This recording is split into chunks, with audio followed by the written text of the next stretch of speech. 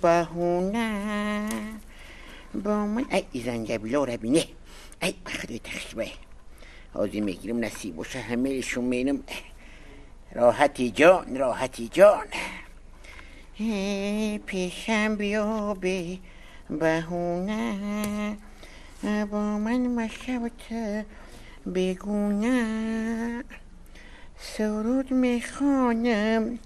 بر وصفت من شاد بیمانی جانی من برم کو نه پروردگاره خدا شکره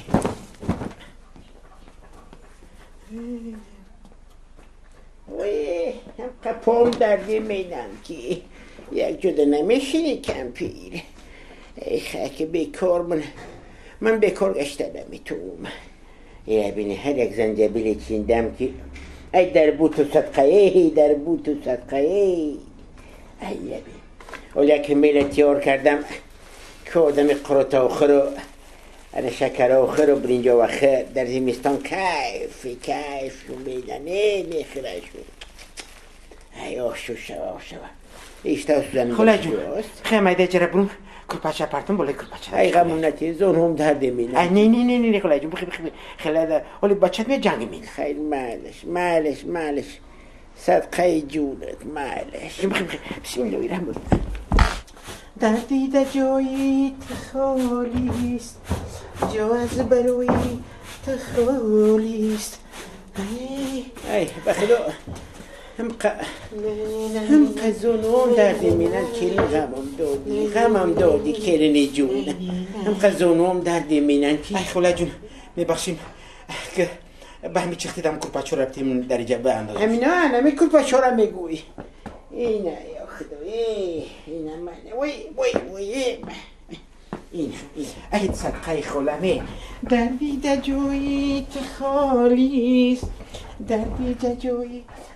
خالیست خوله جون میبخشی بچختید من میچختم و نکلپاچه دیمه برم اندازم اینشه میگوی اینه من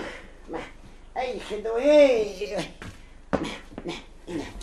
در دیده جویی دارم با من بیمونه نگارم خوله جون میبخشیم من میچختید اما چونه که پیوله رو اینه پیولوت ای توبه اینه من پیولوت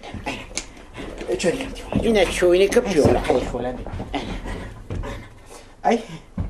میبخشی خوله جون که من میچختید اما دسترخانه بم نبدی دسترخانه